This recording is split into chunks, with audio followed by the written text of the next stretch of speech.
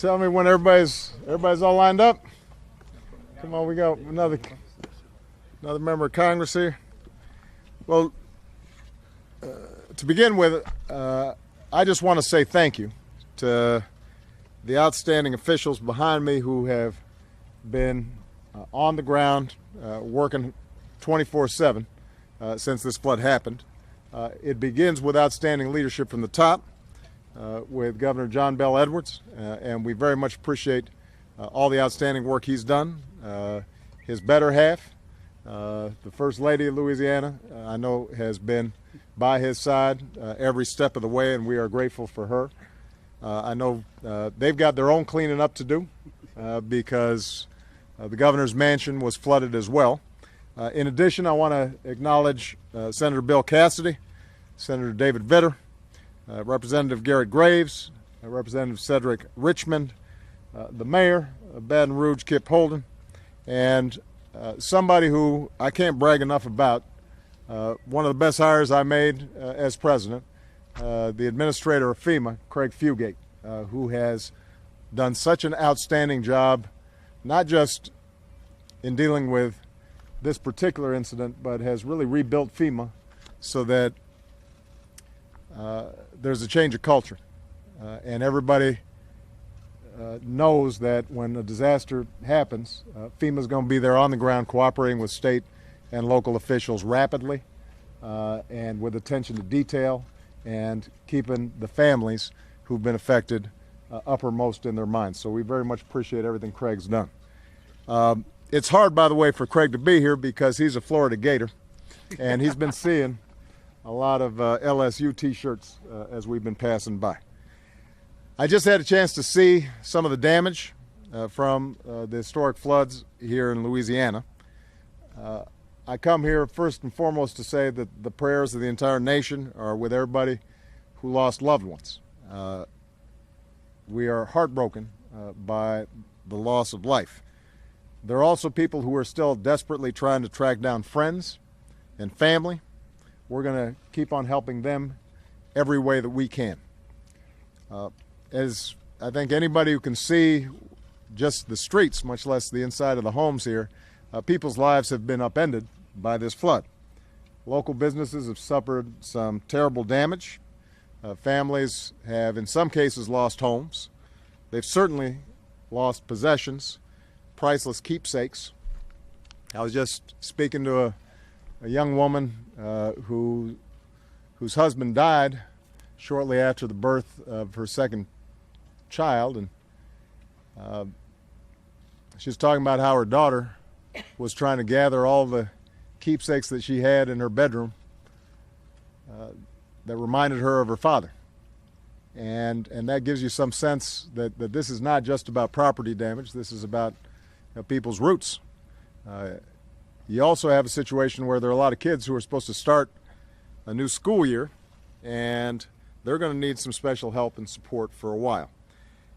Sometimes when these kinds of things happen, it can seem a little bit too much to bear, but what I want the people of Louisiana to know is that you're not alone on this. Even after the TV cameras leave, the whole country is going to continue to support you and help you until we get folks back in their homes and lives are rebuilt. And the reason I can say that with confidence is because that's what Americans do in times like this. I saw it when I visited displaced Louisianans when I came down here as a senator after Katrina. I saw it when I visited New Orleans for the 10th anniversary last year. I know how resilient the people of Louisiana are, and I know that you will rebuild again. And what I've seen today proves it.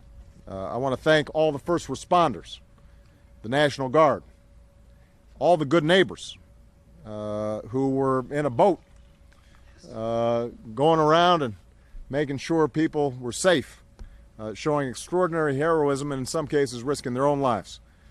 Governor Edwards, the state of Louisiana, the city, the parish governments, they've all stepped up under incredibly difficult circumstances.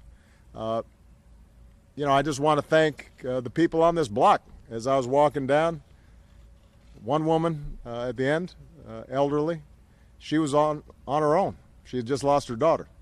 You had a young man next door who was helping out his father, but had also offered to help out that neighbor so that she could salvage as much as she could and start the process of rebuilding. With respect to the federal response, over a week ago I directed the federal government to mobilize and do everything we could to help. FEMA Administrator Craig Fugate arrived here a week ago to help lead that effort. Secretary of Homeland Security Jay Johnson visited last week to make sure state and local officials are getting what they need. To give you a sense of the magnitude of the situation here, more than 100,000 people have applied for federal assistance so far. As of today, federal support has reached $127 million. That's for help like temporary rental assistance, essential home repairs, and flood insurance payments. FEMA is also working with Louisiana around the clock to help people who are displaced by floods find temporary housing. And any Louisiana family that needs help, you can find your nearest disaster recovery center by visiting FEMA.gov or calling 1-800-621-FEMA. I'm going to repeat that, FEMA.gov or 1-800-621-FEMA. Now, federal assistance alone is not going to be enough to make people's lives whole again. So I'm asking every American to do what you can to help get families and local businesses back on their feet. If you want help, Governor Edwards put together some ways to start at volunteerlouisiana.gov. That's volunteerlouisiana.gov. And the reason this is important is because even though federal money is moving out, volunteer help actually helps the state because it can offset some of its costs. Obviously, private donations are going to be extremely important as well. We want to thank the Red Cross for everything they're doing, but there are a lot of private philanthropic organizations, churches, parishes around the state and around the country who want to help as well. And that's how we're going to make sure that everybody is able to get back on their feet. So let me just remind folks, sometimes once the floodwaters pass, people's attention spans pass. This is not a one-off. This is not a photo op issue. This is how do you make sure that a month from now, 3 months from now, 6 months from now, people still are getting the help that they need. I need all Americans to stay focused on this. If you're watching this today, make sure that you find out how you can help. You can go to volunteerslouisiana.gov or you can go to FEMA.gov. We'll tell you, we'll direct you. You can go to whitehouse.gov and we'll direct you how you can help. All right? But we're going to need to stay on this because these are some good people down here. We're glad that the families I had a chance to meet are safe, but you know, they got a lot of work to do, and they shouldn't have to do it alone. All right? Thank you very much, everybody. God bless. Thank you, Mr. President. Thank you. You know, we discussed that on the way here. What you have is, you know, the Stafford Act provides a certain match. A lot of the homes have flood insurance, but a lot of homes don't. And what Craig Fugate is doing, what I instructed him to do from the start is let's get money out as fast as we can because we know that there's going to be a certain amount of assistance that's going to be forthcoming. So there's no point in waiting. We kind of make initial estimates and we start pushing stuff out. That helps us and helps the governor and all these officials here do their jobs.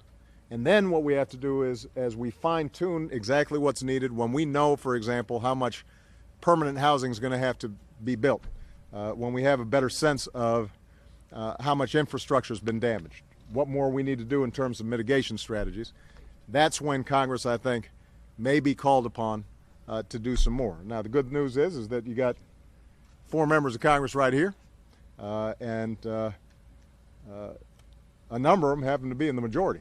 So I suspect that, you know, they may be able to talk to the Speaker and talk to Mitch McConnell, but in part because of the fine stewardship at FEMA, and frankly, because we've been a little lucky so far, and I'm going to knock on some wood in terms of the amount of money that's gone out this year, FEMA has enough money for now to cover the costs that can be absorbed.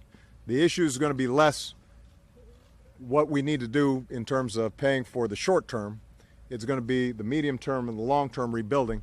Congress should be back in session right after Labor Day. By that time, we'll probably have a better assessment. And in the meantime, lawyers at FEMA will be examining what statutory flexibility we've got. And I know the governor's been right on top of making sure that Louisiana gets everything that it can get in order to help rebuild. Mr. President, do you worry about that fight becoming politicized and your trip here becoming politicized? No, I don't. First of all, one of the benefits of being 5 months short of leaving here is I don't worry too much about politics. The second thing I have seen historically is that, when disasters strike, that's probably one of the few times where Washington tends not to get political. I guarantee you, nobody on this block, none of those first responders, nobody gives a hoot whether you're a Democrat or Republican. What they care about is making sure they're getting the drywall out and the carpet out, and there's not any mold building. They get some contractors in here and they start rebuilding as quick as possible. That's what they care about. That's what I care about. So, we want to make sure that we do it right. We want to make sure that we do it systematically. But the one thing I just want to repeat is how proud I am of FEMA, because if you think about the number of significant natural disasters that have occurred since my presidency began, you'd be hard-pressed to find a local official anywhere in the country, including those in the other party, who wouldn't say that Craig Fugate and his team have been anything less than exemplary and professional. And one of the things I did when I walked through each of these homes was ask, have you contacted FEMA? Have you filed? And uniformly they said that they had been in touch with FEMA. They had acted professionally. Some of them had already been out here for inspections. And I think that does indicate why it's important for us to take the federal government seriously, federal workers seriously. There's a tendency sometimes for us to bash them and to think that they're these faceless bureaucrats. But when you get into trouble, you want somebody who knows what they're doing, who's on the ground, working with outstanding officials, and that's true whatever party. And I could not be prouder of the work that FEMA's done. That doesn't mean that there aren't going to still be folks who need more help and that we're not going to have some constraints statutorily and Congress isn't going to have to step up. But it does mean that the basic backbone, the basic infrastructure and architecture that we have in terms of disaster response, I think has been high quality.